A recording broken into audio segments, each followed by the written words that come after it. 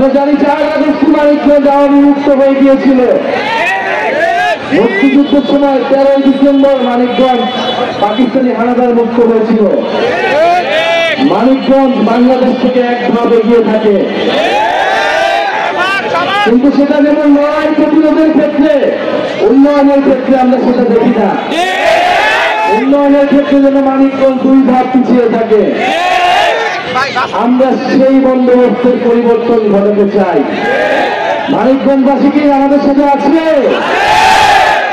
মানিকগঞ্জবাসীর বেড়িবাঁধের দাবি রয়েছে, সেতুর দাবি রয়েছে, রাস্তাঘাট উন্নয়নের দাবি রয়েছে।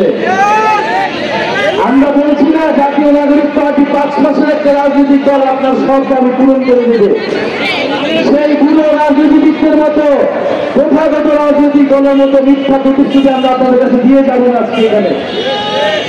আমরা শুধু বলতে এসেছি, আমরা জানি আপনাদের সমস্যাগুলো কি, আমরা জানি আমাদের সমস্যা কি, বাংলাদেশের মানুষের সমস্যা কি।